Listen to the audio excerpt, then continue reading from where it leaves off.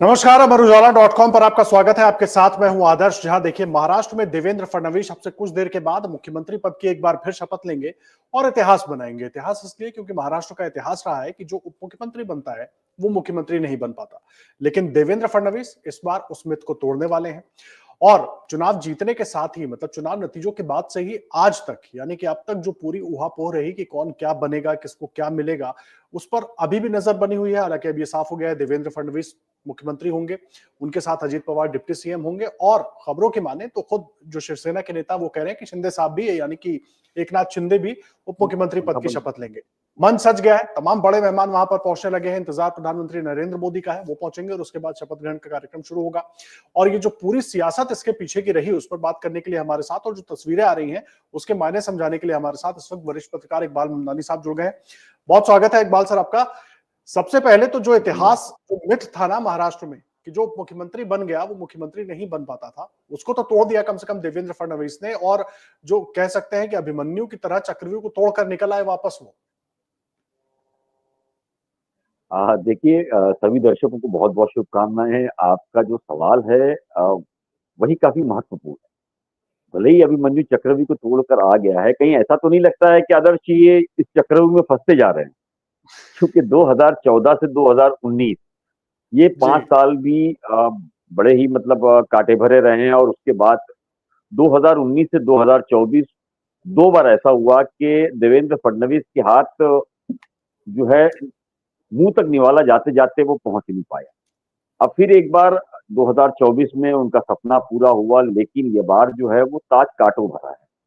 कांटों भरा ताज इसलिए है क्योंकि उनके साथ जो दो अलायंस है, जो उससे पहले कभी नहीं हुआ कि दो पार्टी के बड़े लोग जो है वो डीसीएम पद पर बैठे हो, डिप्टी सीएम के। तो जी। इस बार जो दो लोग हैं वो काफी ताकतवर बड़े लोग हैं, जिसके अंदर खास करके मैं बात करूं एकनाथ शिंदे की। एकनाथ शिंदे जो कि शिवसेना से अलग होकर के, शिवसेना को तोड़ करके बीजेपी में आए।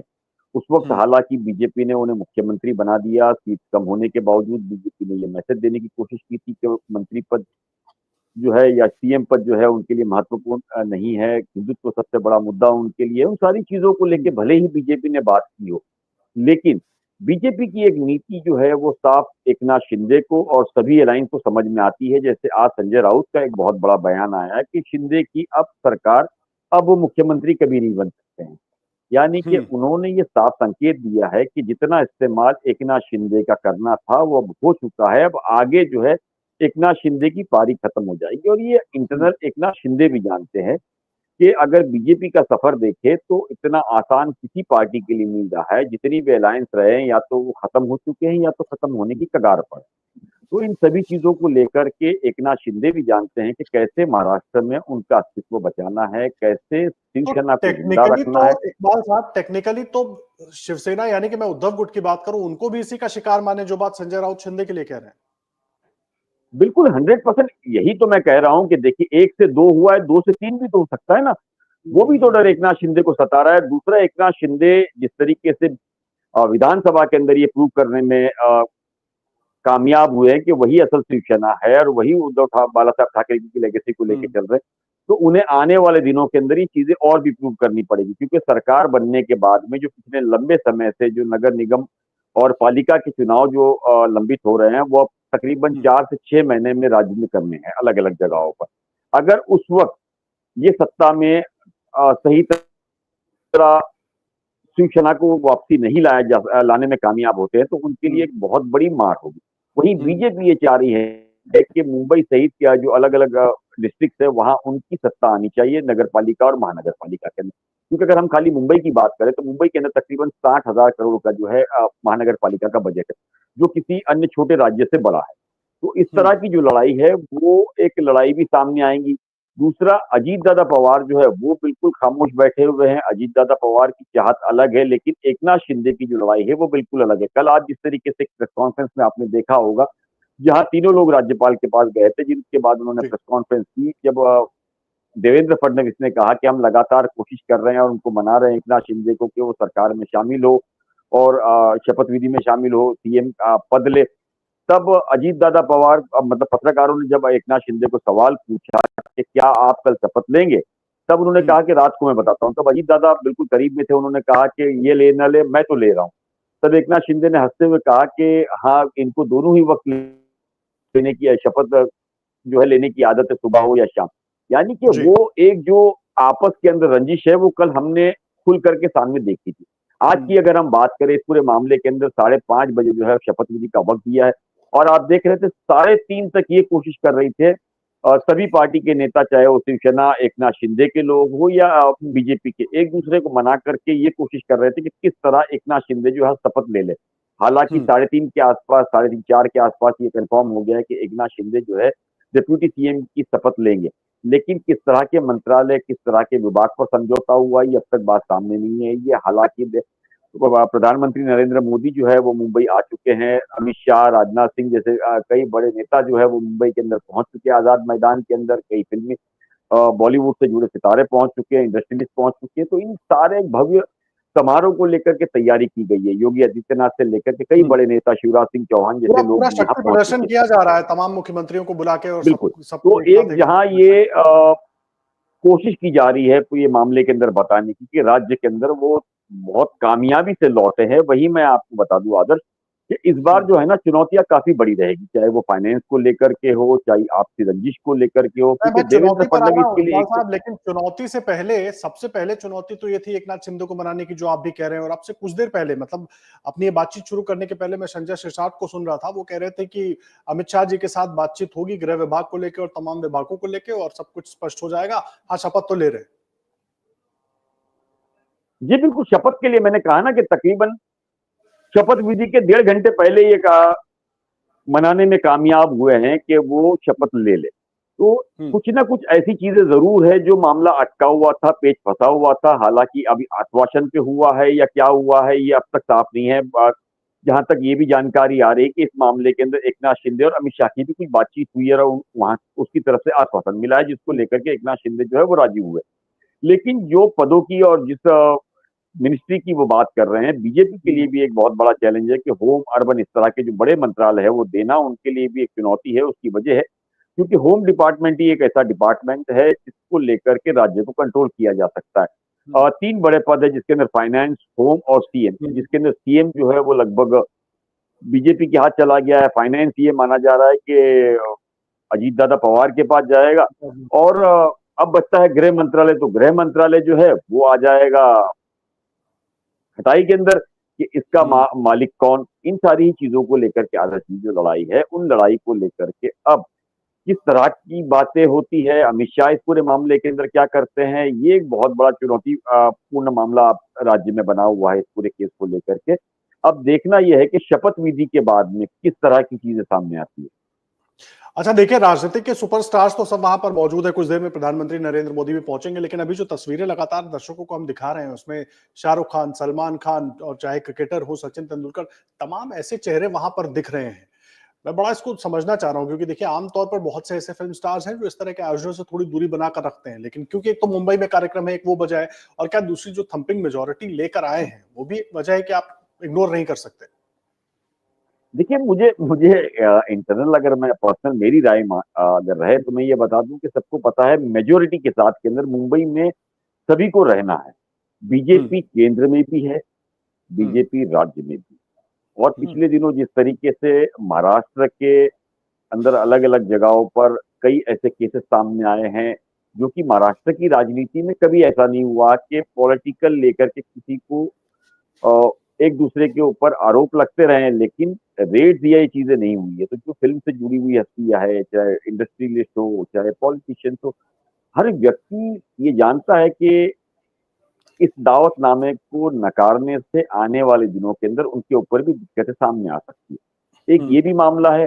दूसरा, जैसा आपने बताया कि राज्य के अंदर बहुत बड़ी मेजोरिटी आई है, तो वो भी एक मामला जरूर है। लेकिन उससे बड़ा मुझे लगता है कि लोगों को, जो कि मैंने ऐसे कई लोग देखा जो कि बीजेपी की पॉलिसी से या पार्टी से थोड़ा दूर रहते हैं, लेकिन वो लोग भी समारोह में शामिल है। यानी कि मुझे ऐसा लगता है कि एक थोड़ा सा खौफ या जो आप समझना चाहे उस तरह का माहौल भी हम्म। मुझे आदर्श दिखता है। ये बड़ी अहम बात आप कह रहे हैं, लेकिन देखिए मैं एक चीज और मंच की बात करता हूं। मंच पे पूरे मंच को आप देखें, बीजेपी का ही दबदबा नजर आ रहा है। एनसीपी के वरिष्ठ नेता हों, अब शिंदे साहब की तरफ के वरिष्ठ नेता हों, वो अभी उस तरीके से नहीं दिख रहे हैं जितना बीजेपी का दबदबा दिख रहा है। देखिए, बीजेपी यही मैसेज देना चाह रहा है राज्य के अंदर। अगर मैं बात करूं तो पहले ही बीजेपी ने साफ किया है कि इस बार वो अलायंस को लेके चल रहा है, लेकिन 2029 में वो एकला चलो वाली नीति पे चलेगा, हम्म। जिसको लेकर के उनके अलायंस के अंदर खास करके डर है।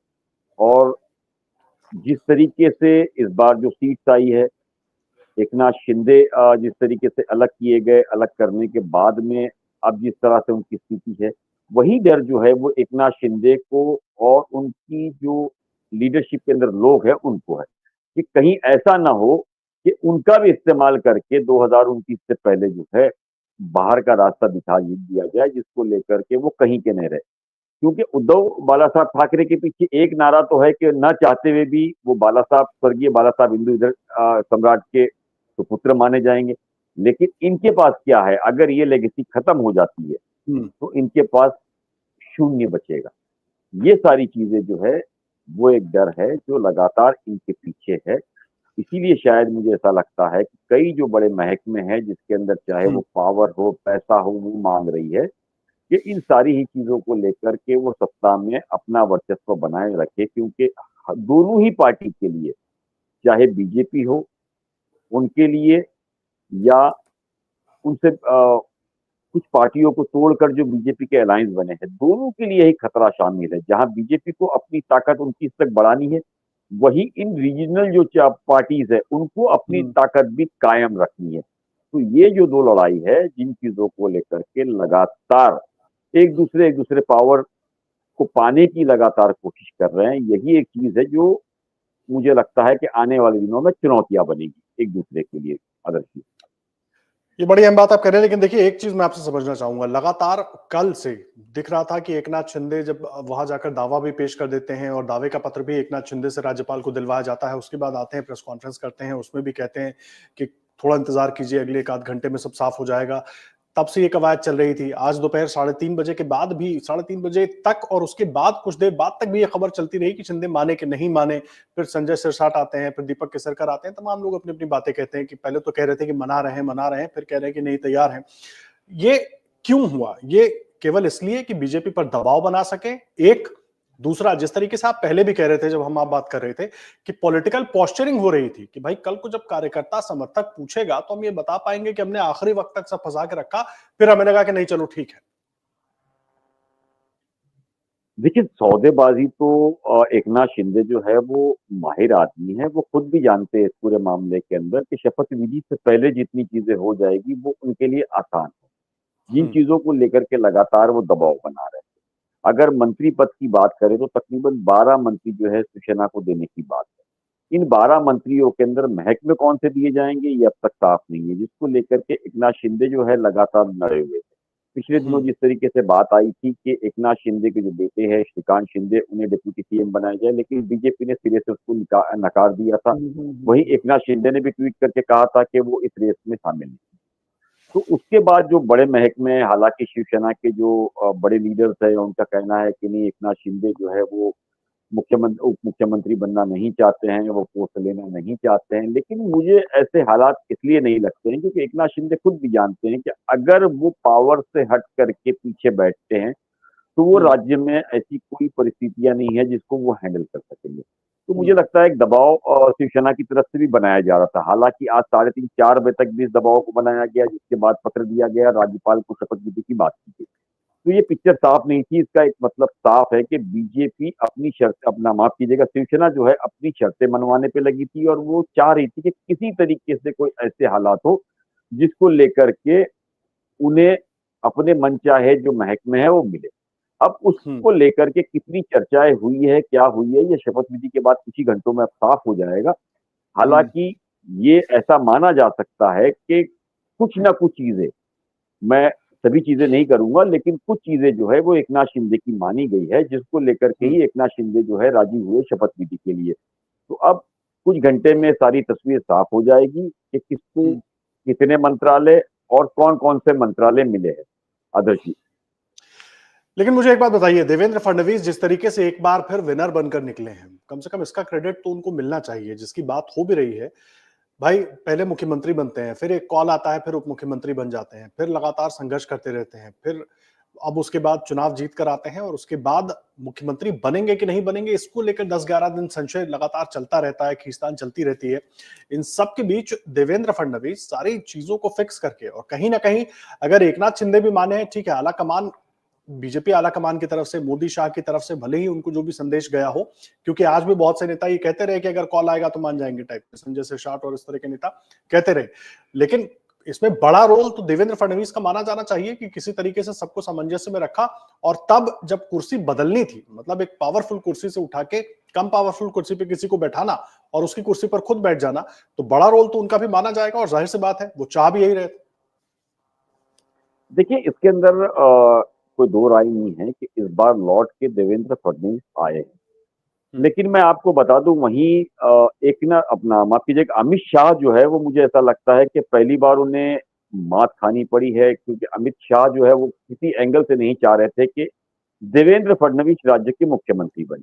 लेकिन लेकिन क्यों, देवेंद्र थोड़ा ये भी फडणवीस की बताइए हमारे दर्शकों को। मैं वही बता रहा हूं कि उसकी वजह है कि मुंबई एक ऐसी जगह है और महाराष्ट्र खास करके ऐसी जगह है जहाँ के कॉरपोरेट हाउसेस के तार जो है वो दिल्ली से जुड़ते हैं। हम्म। अगर जो मुख्यमंत्री महाराष्ट्र का बनेगा, जाहिर सी बात है कि उनके जो कॉन्टैक्ट होंगे वो कॉरपोरेट घराने से और बड़े बड़े लोगों से होंगे, जिसका खतरा जो है वो आगे नजर आएगा। अगर हम देवेंद्र फडणवीस की बात करें, देखिए हर किसी को पता है देवेंद्र फडणवीस पहले अंबानी फैमिलीज को बहुत ज्यादा पसंद करते थे और उनके बहुत करीबी भी माने जाते थे। वहीं अब फैक्टर है अडानी फैक्टर का, जो कि गुजरात फैक्टर के करीबी है। ये भी एक हम्म। मसला है। दूसरा, कॉरपोरेट घराने जो है वो महाराष्ट्र के अंदर है, तो उन हम्म। कॉरपोरेट घरानों से जो ताल्लुकात है उसका असर सीधा सीधा दिल्ली के अंदर आगे आने वाले दिनों में भी हो सकता है। हम्म। तो योगी जी के बाद देवेंद्र फडणवीस जो है अब उस ताकतवर नेताओं में आ चुके हैं जो प्रधानमंत्री की रेस के अंदर है। आपने देखा हम्म। होगा पिछले दिनों एक नारा चलता था, मोदी के बाद योगी, अब हम्म।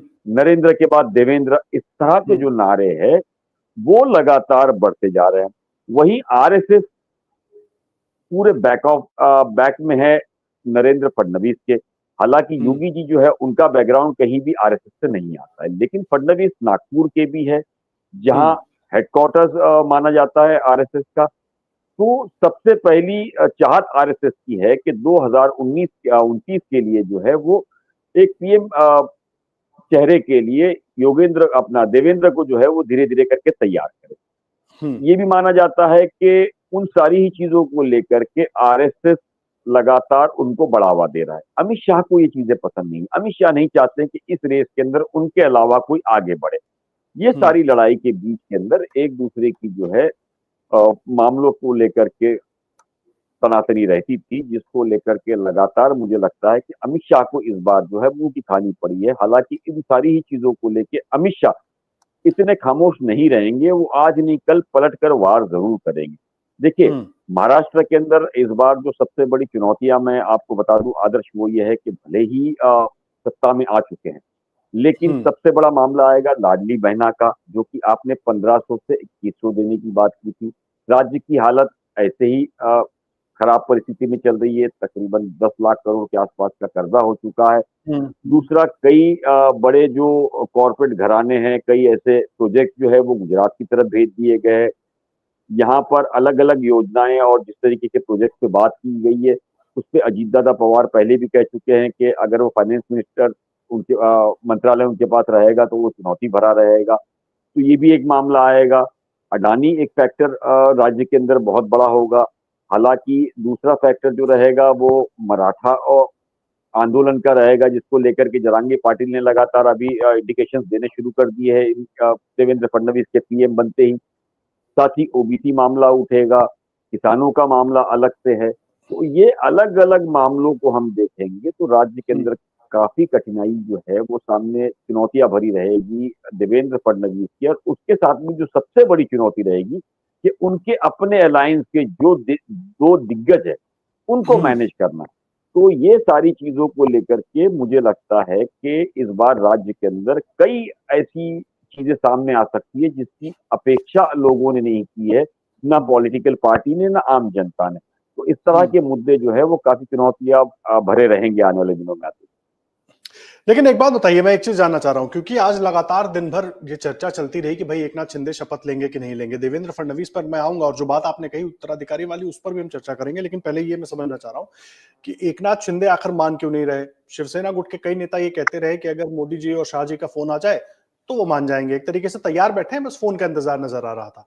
तो आला कमान एक फोन तो किया ही जा सकता था, या देवेंद्र फडणवीस को भी ये बताने की कवायद थी कि भैया सरकार भले आपकी बन रही हो लेकिन बिना हमारे सहारे आप भी आगे नहीं बढ़ पाएंगे, ये मैसेजिंग की भी कोशिश थी। अभी मैं एक बार आप कृपया सवाल दोहराएंगे, मैं सुन नहीं पाया हूं आपका सवाल क्या है। जी, मैं ये कह रहा था आज दिन भर कोशिश चलती रही एकनाथ शिंदे को मनाने की। देवेंद्र फडणवीस वाले सवाल पर मैं आऊंगा, उनके उत्तराधिकार वाले सवाल पर मैं आऊंगा, क्योंकि उसमें तो कई लोग हैं, उस पर चर्चा करेंगे, लेकिन ये बड़ा अहम है। और बार बार शिवसेना के नेता ये कहते रहे इकबाल साहब कि भाई अगर मोदी जी और शाह जी का फोन आ जाए तो मान जाएंगे, मतलब तैयार तो है, बस एक फोन का इंतजार है। तो ये एक परसेप्शन बनाया गया। और क्या आला कमान ने इतना टाइम लगा दिया फोन करने में, या फोन किया नहीं, या वहां पहुंचने के बाद अमित शाह और एकनाथ शिंदे को कुछ मैसेजिंग हुई, कुछ बातचीत हुई, उसके बाद शिंदे तैयार हुए। और कहीं ना कहीं ये मैसेजिंग देवेंद्र फडणवीस के लिए भी कि आपकी सरकार जरूर बन रही है लेकिन बिना दिल्ली के सहारे आप भी मजबूती से सरकार नहीं चला पाएंगे, बड़ा रोल हमारा ही होगा।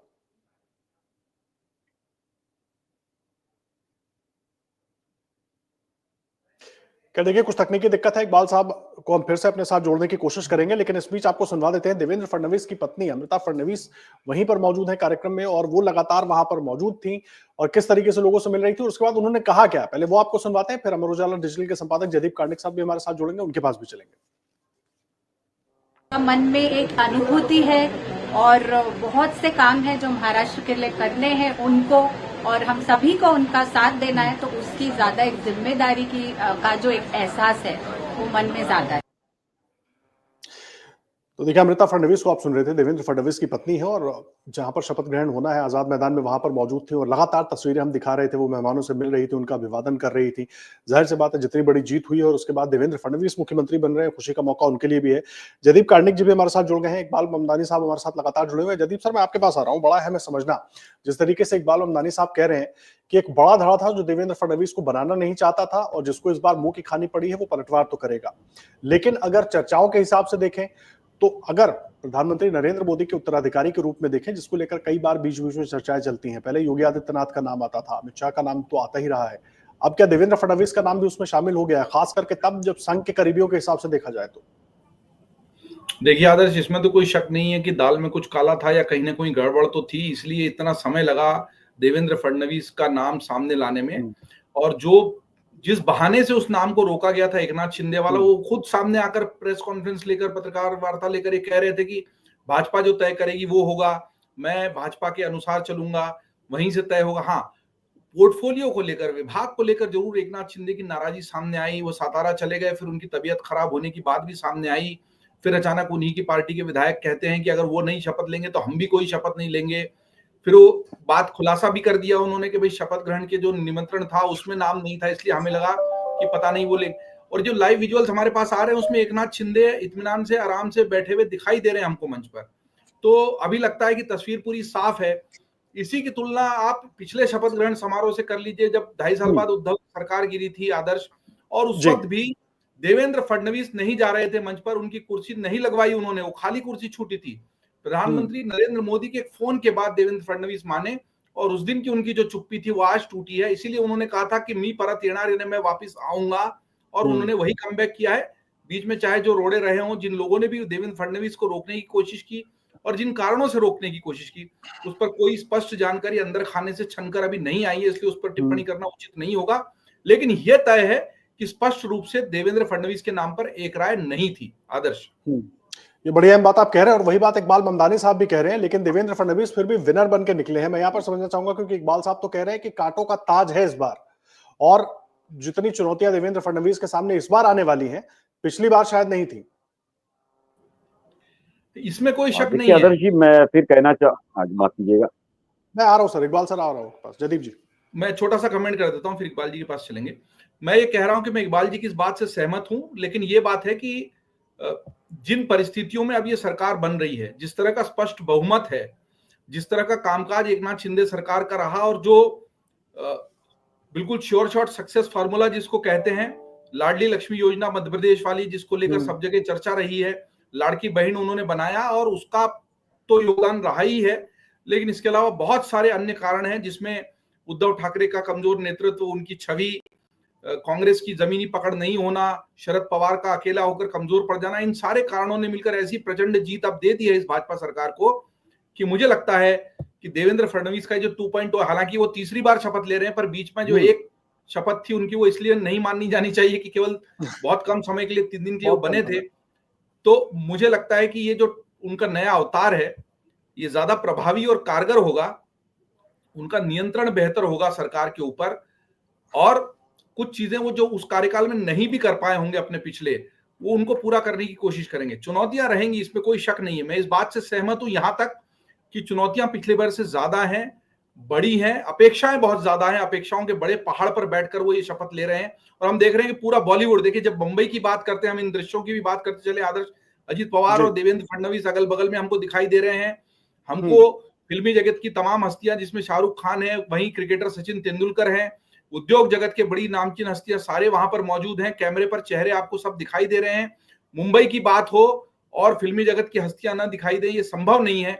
मुंबई का नाम ही ग्लैमर से जुड़ा हुआ है, और मुंबई की जब बात होती है तो ग्लैमर की, बड़े सितारों की, दिग्गजों की बात होती है, ग्लैमर की नगरी भारत की उसको कहा जाता है, और वही हमको पूरे दृश्य वहां पर शपथ ग्रहण में दिखाई दे रहे हैं आदर्श।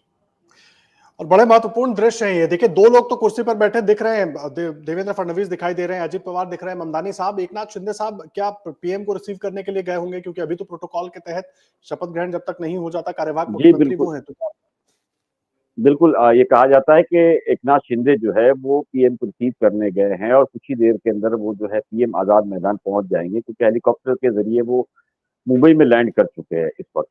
तो अब कुछ ही देर में शपथ समारोह भी शुरू होगा। लंबे समय से इंतजार था, मुझे लगता है कि काफी लंबा इंतजार, एक जीत के बाद अगर इतना बड़ा लंबा इंतजार और इतनी बड़ी जीत जो कि 2014 नरेंद्र मोदी की एक लहर के बाद जो सीटें आई थी उससे ज्यादा इस बार सीटें आई है, यानी कि इतिहास के अंदर बीजेपी के पास इतना बड़ा मैंडेट कभी नहीं रहा महाराष्ट्र में खास करके। तो इन सारी चीजों को लेकर के हम मान सकते हैं कि इतना इंतजार, यानी कुछ तो ऐसी बात जरूर थी जिसको लेकर के इतना लंबा समय निकाला गया। और अब आने वाले वक्त के अंदर, क्योंकि हालांकि देवेंद्र सुलझे हुए और होशियार आदमी है, वो मैनेज कर लेंगे सभी चीजों को, लेकिन इंटरनल उनके लिए भी चुनौतियां काफी बड़ी रहेगी, चाहे वो अपने आला कमान की तरफ से हो या अपने अलायंस की तरफ से हो। तो ये भी एक बहुत बड़ा मामला होगा। मैं आपको अभी से बता दूं, लाडली बहना को जिसको लेकर के इस जीत का श्रेय चाहे वो बीजेपी लेती हो, चाहे एकनाथ शिंदे लेती हो, उसके अंदर भी अभी से काट लगाने के लिए सोचा गया है। कहा जाता है कि आने वाले दिनों के अंदर जिन लोगों को दिया जा रहा है उसके अंदर फैमिली के अंदर एक व्यक्ति को दिया जाएगा, जिसके पास इनकम टैक्स है, जो भरते हैं उनको नहीं दिया जाएगा, जिनके पास गाड़ी है। ऐसे करते करते छाटते छाटते तकरीबन 20% लोग ही इसके अंदर रहेंगे, लाभ के अंदर, योजना जो चल रही है उसके अंदर। तो इस तरह की कई चीजें जो है अभी से छाटनी शुरू कर दी है। राज्य का जो बजट है और जो हालात है उन सारी चीजों को भी, चाहे वो डिप्यूटी मुख्यमंत्री हो, इन सभी को जो है वो ख्याल रखना पड़ेगा, क्योंकि राज्य को चलाना भी है, राज्य को स्थिर रखना भी है, साथ ही में जिस तरीके से जीडीपी के हालात हो या सब तरह के जो हालात है, उन सारी ही चीजों को ध्यान में रखते हुए एक बहुत बड़ी चुनौतियां 100% मुख्यमंत्री के लिए खास तौर पर रहेगी। वहीं जो अलायंस उनका है, जो उप मुख्यमंत्री की पोस्ट पर है, वो मुझे लगता है कि हमेशा एक बहुत बड़ी मुसीबत के तौर पर उनके पीछे लगा रहेगा इस पूरे मामले के अंदर, जो एक मुख्यमंत्री के लिए चुनौती हमेशा बनी रहेगी। आदर्श देखिए तस्वीरें दिखने लगी हैं मंच पर, क्योंकि लगातार एकनाथ शिंदे की भी तस्वीरें आ रही थी और तमाम लोग मंच पर इस वक्त मौजूद है। प्रधानमंत्री पहुंच चुके हैं वहां पर, मुझे लगता है प्रधानमंत्री पहुंच गए और ठीक 5:30 का टाइम दिया गया था, 5:31 हो रहा है। मुझे लगता है राष्ट्रगान के ठीक बाद शपथ ग्रहण का कार्यक्रम शुरू हो जाएगा। सभी नेता, खास करके खुद देवेंद्र फडणवीस, एकनाथ शिंदे, अजीत पवार वहां पर मौजूद है, तमाम बड़े नेता वहां मौजूद है। ममदानी साहब लगातार हमारे साथ जुड़े हुए हैं। ममदानी साहब, बड़ी अहम तस्वीर है। अभी थोड़ी देर के लिए महायुति को छोड़ देते हैं, अगर एमवीए के हिसाब से इस तस्वीर के मायने निकालने की कोशिश करें और चुनावी नतीजों को समझने की और उसके संदेश की कोशिश करें, तो वो क्या निकल रहा है? देखिए, महायुति लगातार ये मैसेज देने में सफल हुई है कि वो सबसे बड़े पावर के रूप में उभर के आई है। इसमें तो कोई दो राय, कहीं से भी इनकार नहीं किया जा सकता, चाहे वो किसी भी जरिए ऑपोजिशन कुछ भी कहे कि वो मशीनों के जरिए हो या पैसों के बल पे हो, जो भी हो। लेकिन हमेशा ये माना जाएगा कि इन्होंने एक रणनीति जो है बहुत समझदारी से बनाई, बहुत अक्लमंदी से की और ये इतनी बड़ी जीत हासिल की है। हालांकि ये और बात है, अदालतों में जाए क्या होगा, कैसे हो, वोट होगा नहीं होगा, वो एक अलग मसला है। लेकिन फिलहाल महायुति ने ये प्रूव किया कि जो वो चाहती थी वो उन्होंने किया। जिस तरीके से देवेंद्र फडणवीस बता रहे थे कि मराठा आंदोलन से जुड़े हुए मराठा लोगों का मामला हो, ओबीसी हो, कुंभी हो या अलग अलग राज्य के किसानों का मामला हो, सभी को वो संभाल चुकी है और आने वाले दिनों के अंदर वो बहुत बड़े लेवल पे जीत के तौर पर जीत कर हासिल करने के बाद में वो महाराष्ट्र के अंदर आएगी। वो उन्होंने प्रूव कर दिया है और इसमें कोई शक नहीं। अलायंस 200 प्लस, जो कि कोई ये उम्मीद नहीं लगा रहा था कि इतनी सीटें उनको मिल सकती है और इतने बड़े मैंडेट के साथ वो आ सकती है। जीत हमेशा जीत रहेगी। लेकिन आदर्श जी, जो मैं बताऊं कि इसके अंदर चुनौतियां देवेंद्र फडणवीस के लिए जो होगी, जिस तरीके से मतलब ओवरऑल जो पिक्चर मुझे समझ में आ रही है कि जिस तरीके से इस बार अमित शाह को मात खानी पड़ी है। ये एक हमेशा अमित शाह एक ऐसे व्यक्ति है मोदी के बाद में जो अपनी हार को भूलते नहीं है, वो हमेशा नजर में रखते हैं। तो वो एक मुसीबत या एक तरीके से समझ लीजिए कि पेस जो है देवेंद्र फडणवीस के लिए फंसा रहेगा। वहीं एकनाथ शिंदे भी जो है वो महाराष्ट्र के अंदर अपनी अस्मिता, अपनी पार्टी, अपनी लीडरशिप को बचाने के लिए लगातार एक चुनौती जो है वो देवेंद्र फडणवीस के लिए बने रहेंगे। इतना बड़ा खतरा उनको नहीं है। लेकिन एकनाथ शिंदे और अपनी पार्टी में अमित शाह, ये दो ऐसे लोग हैं जिसको लेकर के हमेशा खतरा बना रहेगा। क्योंकि अमित शाह के साथ के अंदर जो लोग जुड़े हुए, चाहे वो विनोद तावड़े जैसे लोग हो या आशीष शेलार जैसे लोग हो, इस तरह की जो लॉबी है, जो लॉबी महाराष्ट्र में चलती है या पॉलिटिकल लॉबी जो चलती है, वो हमेशा एक खतरा बनी रहेगी देवेंद्र फडणवीस के लिए। तो चुनौतियां देवेंद्र फडणवीस के लिए कम होती हुई नजर नहीं आ रही है मुझे आने वाले दिनों के अंदर। शपथ विधि में वो जीत चुके हैं। वैसी शुरुआत के अंदर जिस तरीके से आपने शुरुआत की थी कि अभिमन्यु चक्रव्यूह तोड़ के बाहर आया, लेकिन मुझे ऐसा लग रहा है कि अब चक्रव्यूह में ये आज से फंसना शुरू हो रहे हैं। आने वाले दिनों के अंदर ये किस तरह मैनेज करते हैं, क्या वो चक्रव्यूह से बाहर निकल पाएंगे, तब जाकर के वो एक बहुत कामयाब हीरो के तौर पर नजर आएंगे। आदर्श, ये बड़ी बात आप कह रहे हैं। देखिए, चुनाव की जो बाधा थी उसको तो पार कर लिया और बड़े अच्छे तरीके से पार किया। मैं पूरी महायुति की बात कर रहा हूं। लेकिन अब सरकार कितना स्मूथ चलती है। कम से कम एकनाथ शिंदे मुख्यमंत्री थे, जिन परिस्थितियों में बनाया गया था। देवेंद्र फडणवीस को डिप्टी सीएम बनाया गया था और जिन जिम्मेदारियों के साथ, पार्टी की जिन जिम्मेदारियों के साथ देवेंद्र फडणवीस ने 2.5 साल निकाला, मुझे लगता है कि वो जो स्मूथ सरकार दिखी इस बार, शायद क्योंकि सबकी महत्वाकांक्षाएं बदल गई हैं, सबकी कुर्सियां बदल गई हैं। खास करके देवेंद्र फडणवीस, एकनाथ शिंदे की खींचतान थोड़ी अलग हो जाएगी, चीजों को संभालना थोड़ा मुश्किल होगा। लेकिन फिर भी क्या देवेंद्र फडणवीस का जो पिछला अनुभव है और एकनाथ शिंदे का जो अनुभव है, उसके आधार पर आपको लग रहा है कि कोई रास्ता निकल पाएगा? देखिए, देवेंद्र फडणवीस का बहुत अच्छा अनुभव रहा है। 5 साल मुझे लगता है राज्य के वो ऐसे दूसरे मुख्यमंत्री थे जिन्होंने 5 साल जो है एज ए मुख्यमंत्री उन्होंने पूरा किया। लेकिन इस बार जो है बीजेपी ने जिस तरीके से पिछली बार एकनाथ शिंदे को मुख्यमंत्री बनाया, हालांकि जिस हालात में बनाया वो ये मैसेज देना चाहती थी कि वो हिंदुत्व के आगे किसी चीज को नहीं रखना चाहती है या वो मुख्यमंत्री पद की मतलब लालच नहीं करती है, जिसको लेकर के वो हिंदुत्व के मुद्दे पर एकनाथ शिंदे को। लेकिन एकनाथ शिंदे के पद पे आने के बाद एकनाथ शिंदे को भी उनकी काबिलियत का पता लगा और जिस तरीके से 2.5 साल सुन लेते हैं देवेंद्र फडणवीस की शपथ सुन लेते हैं, फिर मैं आता हूं आपके पास। स्थापित झाले आहे अशा भारताच्या संविधानाबद्दल मी खरी श्रद्धा व निष्ठा बाळगेन। मी भारताची सार्वभौमता व एकात्मता उन्नत राखीन। मी महाराष्ट्र राज्याचा मुख्यमंत्री म्हणून माझी कामे निष्ठापूर्वक व सचोट विवेक बुद्धीने पार पाडेन आणि संविधान व कायदा यानुसार सर्व तऱ्हेच्या लोकांना मी निर्भयपणे व निपक्षपातीपणे तसेच कोणाच्याही विषयी ममत्व भाव किंवा आकस न बाळगता न्याय वागणूक देईल.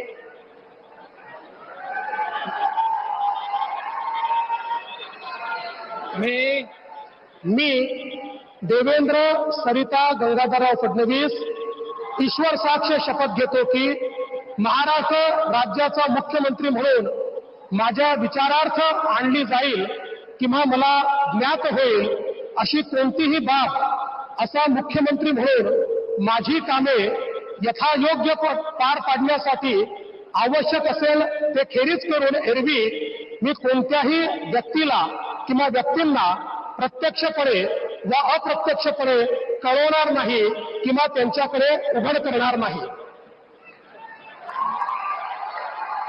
देखिए इकबाल साहब हमारे साथ मौजूद हैं. इकबाल साहब, अभी शपथ के साथ ही एक नया पॉलिटिकल करियर में देवेंद्र फडणवीस के एक नया चैप्टर, वो चाहे आप चुनौतियों से जोड़कर कह लीजिए, पॉलिटिकल करियर से जोड़कर कह लीजिए, वो शुरू हो गया है. बिल्कुल, देखिए महाराष्ट्र राज्य के सभी लोगों को मुख्यमंत्री पद की शपथ लेने पर मैं बधाई देता हूँ. देश के भी लोगों को ये बड़ी अच्छी बात है कि आखिरकार 13 दिनों के बाद में ये मामला आखिरकार सही जगह पर आके पहुंचा. आज शपथ विधि हो गई. अब इसी के साथ के अंदर दो और मुख्यमंत्री की जो शपथ विधि है वो अभी कुछ देर में हो जाएगी, जिसके बाद में आज मंत्रिमंडल की एक बैठक, मतलब इन तीनों के साथ में कुछ नेताओं की बैठक होगी और आगे किस तरह करना है उन सारी चीजों के ऊपर डिसीजन होगा.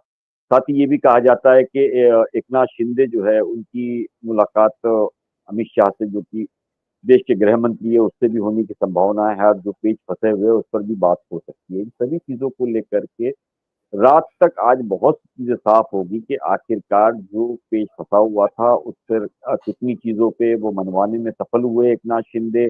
आगे आने वाले दिनों में किस तरह के मंत्रालय उन्हें मिलेंगे. लेकिन मैं एक चीज साफ कर दूं कि तकरीबन महाराष्ट्र में 44 के आसपास जो है वो मंत्री बनाए जाने हैं, जिसमें से 50% मंत्री पद जो है उन्होंने बीजेपी ने अपने पास रखे हैं और 50% अलायंस को दिए है.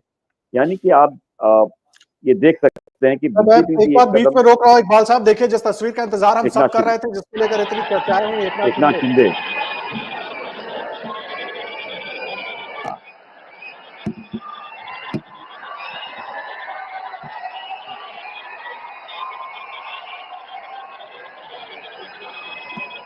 हिंदू हृदय सम्राट बाळासाहेब ठाकरे यांना वंदन. गुरुवर्य धर्मवीर आनंद दिघे साहेबांचं स्मरण आणि देशाचे कर्तबगार आणि लोकप्रिय प्रधानमंत्री नरेंद्र मोदीजी व देशाचे कणखर गृहमंत्री अमितभाई शाह यांच्या भक्कम पाठिंब्याने, आशीर्वादाने, तसेच राज्यातील 13 कोटी जनतेच्या आशीर्वादाने मी एकनाथ गंगूबाई संभाजी शिंदे ईश्वर साक्ष शपथ घेतो की कायद्याद्वारे स्थापित झाले आहे अशा भारताच्या संविधानाबद्दल मी खरी श्रद्धा व निष्ठा बाळगीन. मी भारताची सार्वभौमता व एकात्मता उन्नत राखीन.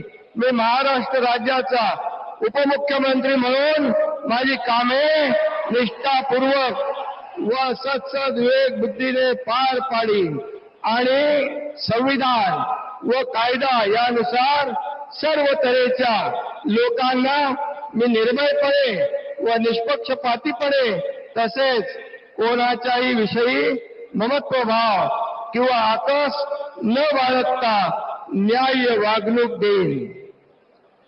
मी एकनाथ गंगूबाई संभाजी शिंदे ईश्वर साक्ष शपथ घेतो की महाराष्ट्र राज्याचा उपमुख्यमंत्री म्हणून माझ्या विचारार्थ आणली जाईल किंवा मला ज्ञात होईल अशी कोणतीही बाब असा उपमुख्यमंत्री म्हणून माझी कामे यथायोग्य पार पाडण्यासाठी आवश्यक असेल ते खेरीज करून एरवी मी कोणत्याही व्यक्तीला किंवा व्यक्तींना प्रत्यक्षपणे व अप्रत्यक्षपणे कळवणार नाही किंवा त्यांच्याकडे उघड करणार नाही.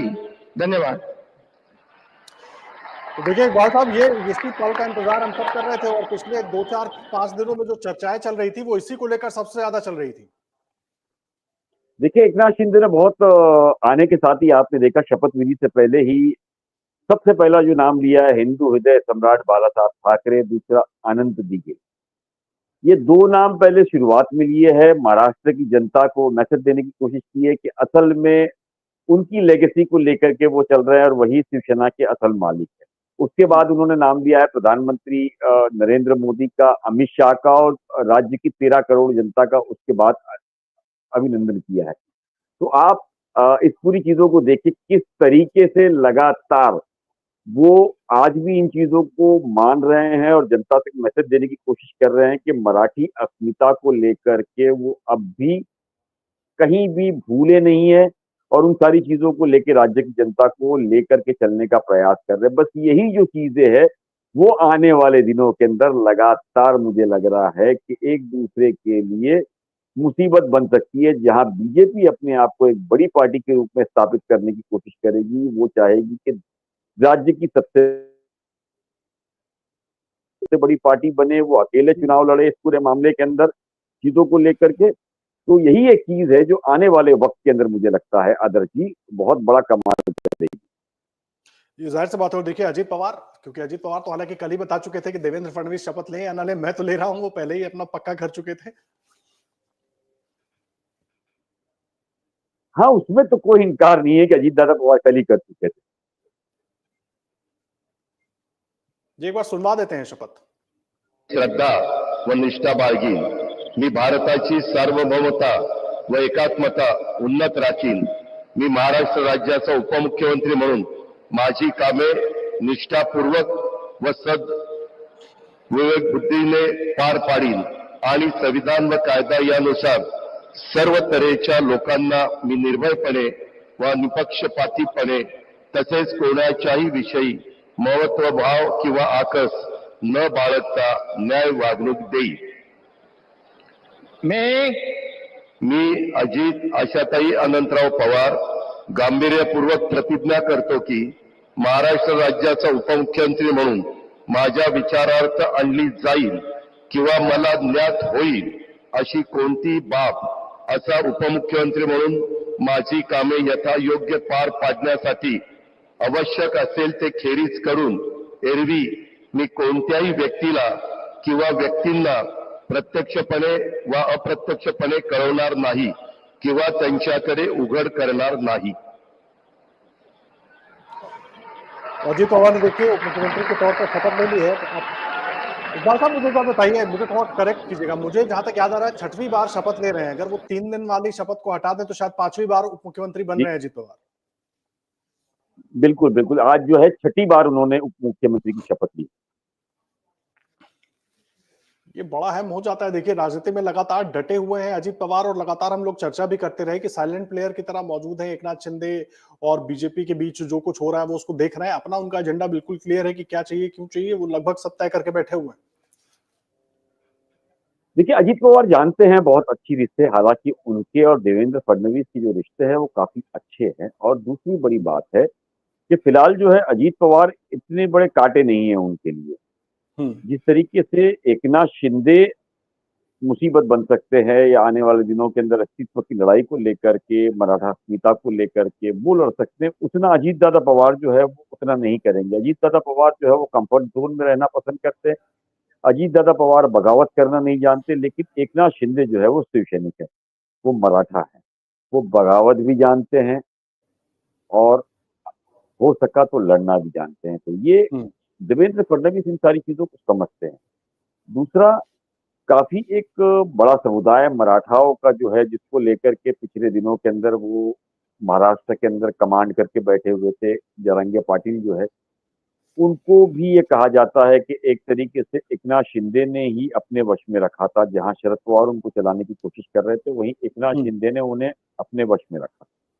तो इन सारी ही चीजों को लेकर के अजीत दादा पवार से बड़ा कद जो है वो एकनाथ शिंदे का महाराष्ट्र की राजनीति में अचानक हो गया है पिछले कुछ सालों के अंदर। तो ये मैसेज जो है वो एकनाथ शिंदे देते हुए भी आए हैं और देने की कोशिश भी कर रहे हैं, जिसको लेकर के अभी भी बीजेपी और शिवसेना के अंदर जो मतभेद और ये सारी चीजें जो सामने आ रही है, उसकी वजह सबसे बड़ी ये एक है कि एकनाथ शिंदे अब भी अपना महाराष्ट्र के अंदर एक वर्चस्व, एक पकड़ कायम रखना चाहते हैं। आदर्श, ये बड़ी अहम बात आप कह रहे हैं, लेकिन देखिए अब तो शपथ ग्रहण हो गया। अब सवाल ये है कि चुनौतियां क्या हैं। सबसे पहली चुनौती तो अब ये है कि बंटवारा कैसे होगा, किसको क्या मिलेगा।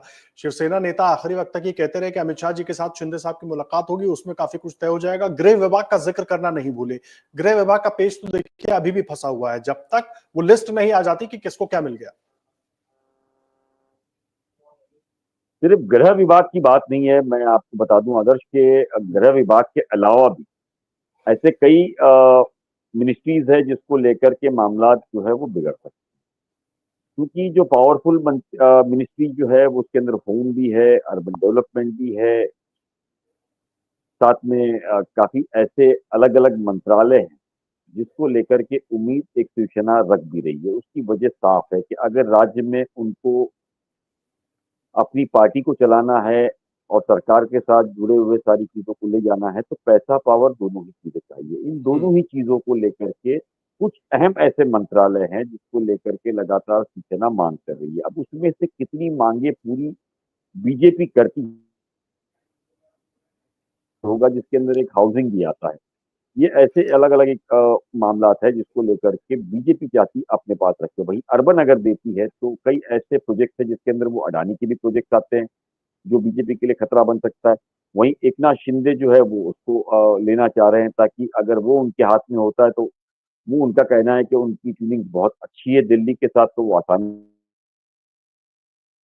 अगर होम उनके पास आता है तो पुलिस पे उनका कंट्रोल रहेगा। तो राज्य के अंदर ऐसे कई काम जो है जिसको वो अपने दुश्मन को कहे या अपने लोगों को कहे वो करवा सकते हैं। पिछले दिनों भी जिस तरीके से बीजेपी के पास होम था, आपने देखा होगा कि टेपिंग का मामला सामने आया था, जो फिलहाल डीजीपी है उस पर आरोप लगे थे रश्मि शुक्ला पर। तो पावर में रहने के बाद कई ऐसी चीजें, कई ऐसे काम है जो कराए जाते हैं या करा सकते हैं। इन सारी ही चीजों को ध्यान में रखते हुए इस तरह की मिनिस्ट्री जो है वो अपने पास रखी जाती है। हालांकि इस पूरे मामले के अंदर अभी तक बीजेपी पूरी चीजों को लेकर तैयार नहीं है देने के लिए, लेकिन अब किस तरह की बातें होती है, क्योंकि मामला सिर्फ मुंबई तक नहीं जुड़ा हुआ है, आने वाले दिनों के अंदर ये दिल्ली से भी जुड़ सकता है। और खतरा जो सबसे बड़ा है वो दिल्ली का है, सिर्फ यहाँ का नहीं है। अगर बिहार के जो इलेक्शन है, अगर उसके अंदर नीतीश कुमार नाराज होते हैं तो नीतीश कुमार को हर कोई जानता है कि वो पलटू राम है, कभी भी वो अपना कलर दिखा सकते हैं। अगर उस वक्त नाराजगी के अंदर एकनाथ शिंदे भी अगर आ जाते हैं तो दिल्ली की सरकार जो केंद्र की है वो डामाडोल हो सकती है, जिसका असर पूरे देश में हो सकता है। तो सबसे बड़ा जो खेल है वो केंद्र का है। केंद्र के अंदर बैठे हुए जो लॉबी है, जिसके अंदर खास करके गुजराती लॉबी मानी जाती है बकौल बीजेपी के या अदर्स पार्टी के, जो है वो ताकतवर अगर बन गई ऑपोजिशन उनकी, तो ये खतरा बहुत बड़ा हो सकता है केंद्र के लिए। तो केंद्र जो है वो बहुत संभल कर, बहुत समझदारी से इस चीजों को देखेगा, जांचेगा, उसके बाद में जाकर के सौदा करेगा। वो भी जानते हैं कि अभी एकनाथ शिंदे इस परिस्थिति में नहीं है कि वो कोई सौदेबाजी कर सके, कोई बार्गेनिंग कर सके। लेकिन आने वाले दिनों के अंदर दिल्ली, बिहार, ऐसे अलग अलग जगह, अलग अलग राज्यों में जो इलेक्शन है वहां के अगर समीकरण बिगड़ते हैं, उस वक्त अगर सीधे महाराष्ट्र के अंदर एकनाथ शिंदे बगावत पे उतरते हैं, तो ये हालात बीजेपी के कंट्रोल के बाहर चले जाएंगे। तो इन सारी चीजों को भी ध्यान में रखा जाएगा। दूसरा, मैंने जैसे कहा आपको कि पहली बार अमित शाह जो है, मुझे ऐसा लगता है कि बैकफुट पर उन्हें आना पड़ा है और अपनी मनचाही को छोड़ करके कुछ और करना पड़ा है। आरएसएस की एक तरफ से जीत मानी जाती है इस पूरे मामले के अंदर। तो इन सारी ही चीजों को ध्यान में रखेंगे तो खुद अमित शाह भी जो है वो नहीं चाहेंगे कि जो उनकी बात कटी है वो आगे तक चले। तो वहां से भी कई ऐसी चीजें या कई संकेत दिए जा सकते हैं, या किसी को सपोर्ट करके फडणवीस पर अटैक या हमला कराया जा सकता है इंटरनल। तो फेस जो है वो एकनाथ शिंदे जैसे का हो, लेकिन माइंड किसी और का हो। तो इन सारी ही चीजों को ध्यान में रखते हुए एकनाथ अपना देवेंद्र फडणवीस को जो है ना वो भी बहुत संभल करके करना पड़ेगा महाराष्ट्र के अंदर, क्योंकि वहां जहां उनका कद बढ़ रहा है वहां उनकी जिम्मेदारियां भी बढ़ रही है और चैलेंजेस भी बढ़ रहे हैं उनके लिए। ये देखिए कद बड़ा है, जिस तरीके से इकबाल साहब कह रहे हैं, जिम्मेदारियां तो बड़ी हैं, साथ ही साथ चैलेंजेस भी बड़े हैं। अब देखना होगा देवेंद्र फडणवीस जितना बड़ा कद हुआ है, क्या उस तरीके से चैलेंजेस को पार कर पाते हैं। ये बड़ी चुनौती होने वाली, नजर हम सबकी बनी रहेगी। फिलहाल महाराष्ट्र में शपथ ग्रहण हो गया है। देवेंद्र फडणवीस मुख्यमंत्री, एकनाथ शिंदे और अजीत पवार उप मुख्यमंत्री के तौर पर उन्होंने शपथ ले ली है। अब मंत्रिमंडल को लेकर के भी जल्द ही तस्वीर साफ होने की उम्मीद है। जो लगातार कयास हम कर रहे थे, किसको क्या मिलता है, वो भी सामने होगा। फिलहाल के लिए इकबाल साहब बहुत धन्यवाद आपका हमारे साथ जुड़ने के लिए, और जो महाराष्ट्र की पूरी सियासत है उस पर हमारे साथ दर्शकों को तमाम जानकारी देने के लिए बहुत धन्यवाद आपका। आप भी देश और दुनिया की हर बड़ी और जरूरी खबर के लिए अमर उजाला.com पर बने रहिएगा। धन्यवाद।